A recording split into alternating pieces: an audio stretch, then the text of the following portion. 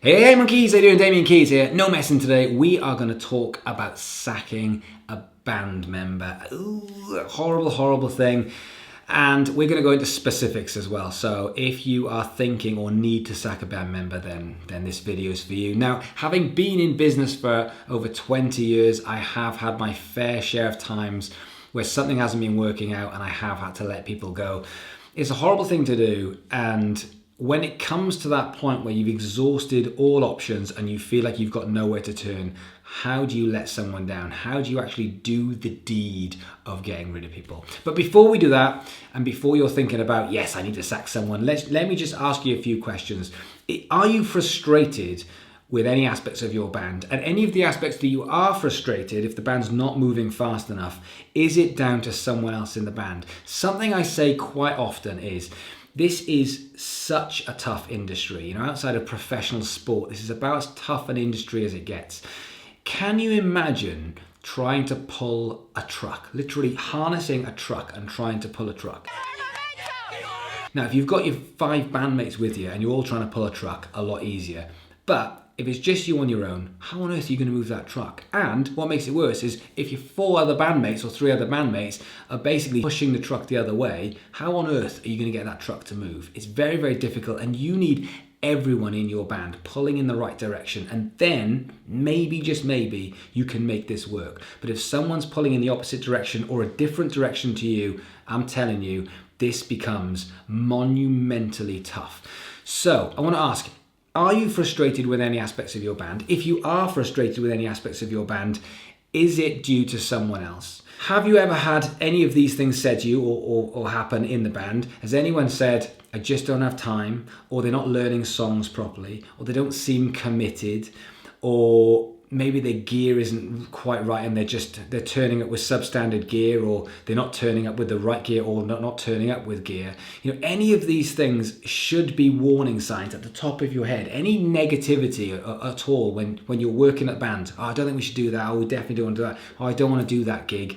You just can't afford these things when you're trying to get a band to the next level, because it's really, really tough. So if these are warning signs and you're thinking to yourself, we've got a problem, we've got someone in the band who is pushing against us, then at that point you're probably going to need to start thinking about how you're going to let them go. So when is the right time for you to get rid of someone? Because I always say loyalty is very, very important, but loyalty works both ways. You want to be loyal to your bandmates, but if they're not turning up on time, if they're not learning the songs, if their gear isn't right and they're not looking after their gear, then they're not being loyal to you and they're not being loyal to the band. So therefore, it's all very well you keeping them in the band from a loyalty point of view, but they're not being loyal back to you.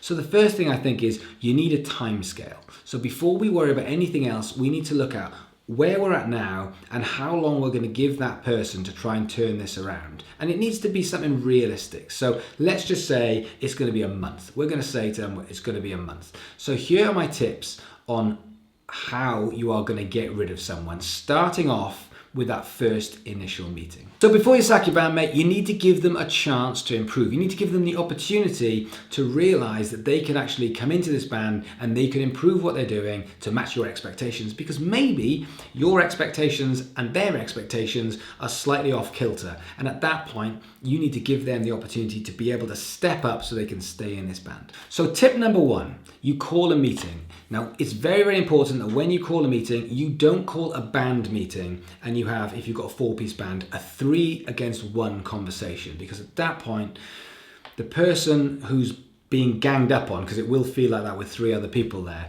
they will get very defensive, and at that point, it isn't gonna be a calm conversation. You're not giving them the opportunity to listen, to learn, and to go away and improve and come back again. So I wouldn't have a ganged up band meeting. What I would do is I would have a very civil conversation, one-to-one, you v them. So you've come in, you sat down, you're having your cup of tea, and there's a phrase that I would suggest that you use which isn't confrontational, which invites them to come into the conversation. And this phrase is really, really important. This is the exact phrase I would use. How do you feel it's going? Now, as soon as you say this, you are inviting them to actually give you their thoughts and tell you how they feel like it's going, and if they've got any problems, because maybe they're struggling with certain aspects of the band and you want to hear them out before you go in and start going, you're crap and you're not doing this and you're not on time and you're always late and blah blah blah. The best thing to do is say, look, how do you feel it's going? You tell me first, give me your side of the story. At which point you get two answers. Normally people are pretty self-aware. Normally people go, oh, I'm really struggling with this, or I've got a few problems at the moment. And that way you can start to discuss it, talk about it, and come to some conclusions. But sometimes, the awkward times, you say, how do you feel it's going? And they say, yeah, really, really good. And you think, oh, this is awkward.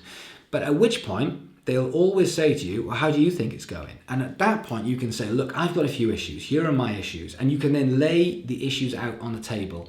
Again, you want to have your points lined up where you've prepared this, so it's nice and simple. You're saying, look, you're always late. It's hampering us, or you're not learning the songs well enough and you're not taking this serious enough. And so we need to have a think about if this is the right thing for you. Now, at which point, they have the opportunity to listen and say, right, okay, what can I do to improve? Or they can stand up and storm out, but you've given them the opportunity. You've given them a sounding board, and that is really, really important. Okay, so let's say it's gone very, very well. You've got everything out in the open and you've said things have to change. We want you to be in the band, but we can't have it like it is because you're hampering the band and we are not stopping for anyone. So you're either with us or against us. At which point they've said, I totally understand. I want to be in this band. What can I do to change? At that point, you need measurable targets and time, okay? So you need to lay out the problems, you need to lay out the solutions, but more importantly, you need to have a time scale, okay? You need to say, we're gonna look at this in a month's time. We're gonna come back and sit down here in 1 month's time. And within that month, we need you to have fixed A, B, and C. At that point, they know what it is that they need to do and when they need to have done it by. And then the ball is in their court, at which point you don't need to be the bad guy, because all of a sudden you're saying, look, I want this. I want you to be here. As long as you can hit these things, make them realistic. As long as you can hit these criteria.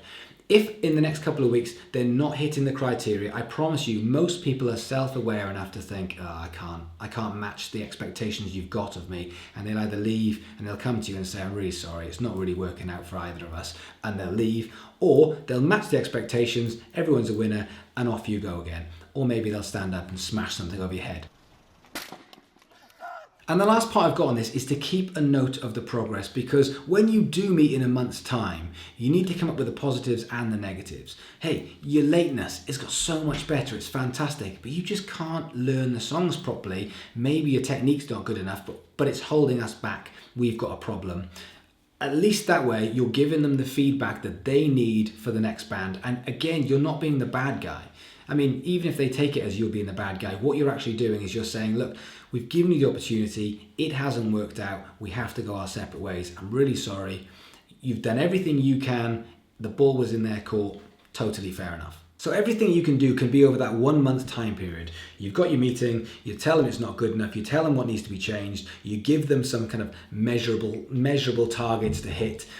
You keep a note of them. 1 month later, you meet them. On that second meeting, again, you sit down and you go, look, we've had a month of this.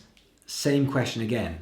How do you feel it is now? How do you feel it's going? How do you feel the last month has been? And again, most people will be self-aware enough to be honest with you and say, I'm not coping, or I think I'm much, much better. And at which point you can say, look, I've talked with the guys and it is much better. Might not be good enough, but at least at that point, you've done everything you can. And I feel like that, to me, when it comes to getting rid of people, that's all you can do.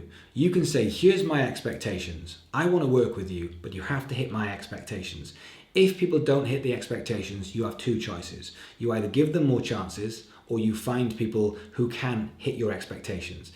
Then, if you start hiring people and no one's hitting your expectations, that's when the problem's on you. But right now, if you've got a band of 4 people and 3 people are hitting expectations and 1 isn't hitting expectations, then at that point, I think you've got it well within your rights to be able to talk to someone and say, this is what we're going for, this is what we're doing, you're down here, you need to improve, we'll give you the opportunity, come back in a month. So all I can do now is wish you luck, but I want you to have a think about it, because I'm not saying go and sack your bandmates, and I've done many things on this before, but it's tough. This is a tough industry, and if you've got someone in the band who's holding you back, then that's going to make it so much tougher. So have a think about it. If it's a delicate situation, hit me up in the DMs. I can help. That's what I'm here for. I've done this many times.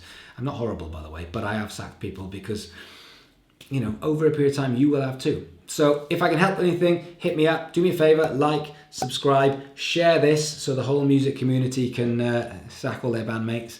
And I'll see you guys tomorrow.